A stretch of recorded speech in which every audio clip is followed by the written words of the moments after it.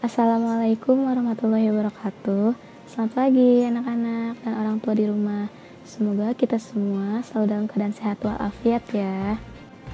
Materi prakarya hari ini masih dalam topik kerajinan serat, yaitu mengenai prinsip perancangan, pembuatan, dan penggunaan kerajinan serat. Sebelum ke materi, Umi akan mereview materi yang pekan kemarin. Masih ada yang ingat?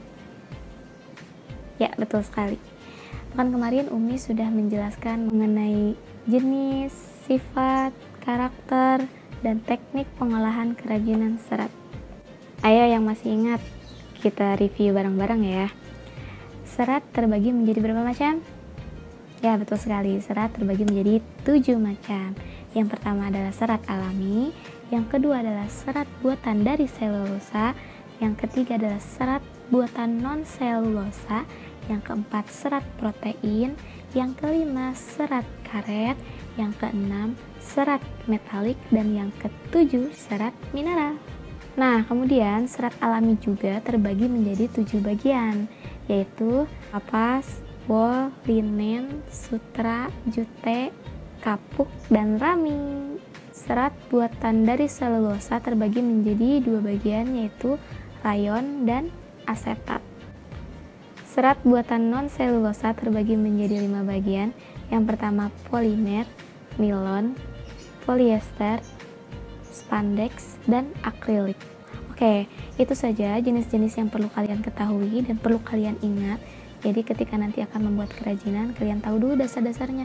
Serat itu apa, jenisnya apa saja, ya, teknik pengolahannya, itu semua bisa kalian baca kembali di buku paket atau materi yang udah Umi rangkum kemarin. Oke, reviewnya cukup sampai di sini. Ingat baik-baik ya review yang tadi dan materi yang akan Umi bahas nanti, karena nanti di akhir Umi akan posting kuis. Kuisnya itu berkaitan dengan yang tadi udah Umi review dan materi yang akan Umi bahas. Oke, kita langsung aja ke materinya. Play. Prinsip perancangan, pembuatan, dan penggunaan kerajinan serat. Materi ini bisa kalian baca selengkapnya di buku paket prakarya halaman 13 sampai dengan 16. Ada 3 tahap pokok dalam setiap proses pembuatan produk kerajinan tangan, yaitu perancangan, pembuatan, dan penggunaan atau pemanfaatan. Yang pertama, prinsip perancangan. Prinsip perancangan ada 5 tahapnya, yaitu mencari ide. Misalnya, kalian mau membuat suatu kerajinan, maka kalian harus mencari ide terlebih dahulu. Menentukan produk kerajinan yang akan dibuat, alasan membuat produk kerajinan, kemudian orang yang akan menggunakan kerajinan kalian, kemudian bahan atau material yang akan dipakai, warna atau motif yang digunakan, teknik warna tertentu, proses pembuatan, dan alat yang dibutuhkan. Kemudian yang kedua adalah membuat gambar atau sketsa. Setelah kalian mencari ide, kemudian ide kalian tuangkan ke dalam bentuk gambar. Kalian bisa menggambarnya di buku atau di kertas dengan menggunakan pensil, spidol, atau ballpoint. Kemudian yang ketiga adalah memilih ide terbaik. Nah, kalian saat mencari ide pasti banyak dong, ide 1, ide 2, ide 3. Nah, kemudian dari ketiga ide itu, kamu pilih ide yang paling terbaik. Dan yang keempat adalah perencanaan produksi. Perencanaan produksi adalah prosedur dan langkah-langkah kerja secara jelas dan detail. Jadi, mulai dari bahan, alat, cara-caranya, langkah-langkah kerjanya seperti apa ditulis dulu. Kemudian yang terakhir adalah pembuatan kerajinan. Setelah perencanaan, caranya, langkahnya seperti apa udah ditulis, kemudian kalian praktek dengan membuat kerajinan. Selanjutnya adalah prinsip pembuatan. Prinsip pembuatan atau produksi umumnya efektif dilaksanakan untuk produksi dalam jumlah besar.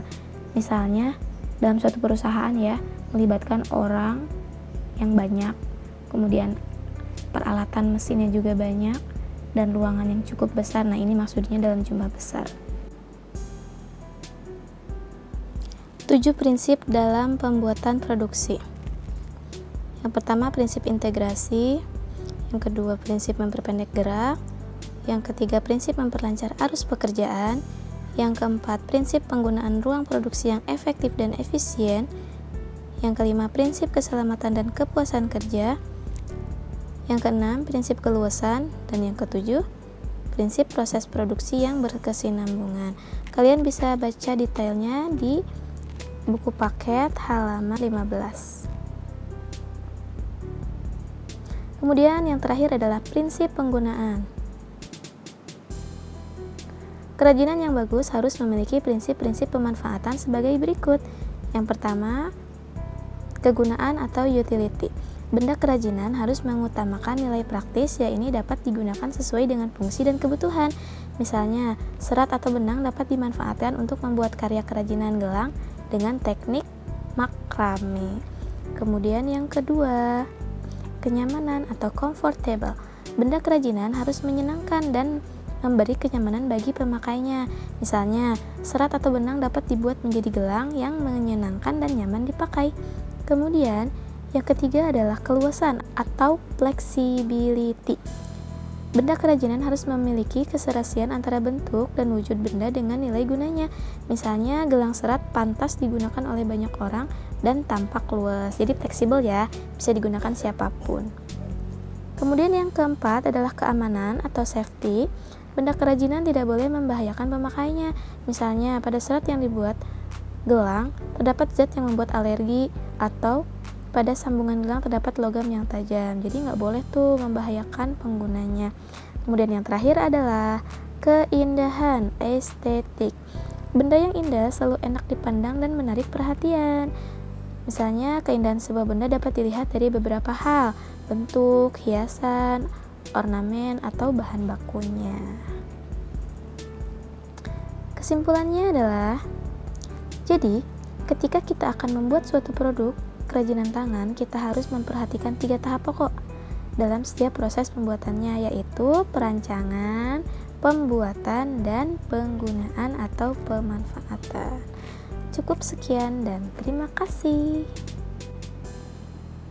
Alhamdulillah, materi kali ini sudah selesai. Kemudian selanjutnya Umi akan posting kuis menggunakan Google Formulir. Supaya kalian bisa mengerjakan kuisnya, kalian wajib banget pakai akun sekolah, yaitu @smpinsankamil.sch.id, dan browsernya menggunakan Google Chrome. Jika ada hambatan, silahkan tanyakan ke Umi atau ke WK kalian. Dan kuisnya itu hanya bisa dikerjakan 1 kali ya, jadi tidak bisa berulang. Maka kalian harus fokus dan hati-hati, jangan main submit. Mari kita akhiri pembelajaran kita hari ini dengan ucapan alhamdulillahirobbilalamin. Semoga ilmunya berkah manfaat, dan jangan lupa kuisnya langsung dikerjakan, oke? Kurang lebihnya Umi mohon maaf. Wassalamualaikum warahmatullahi wabarakatuh.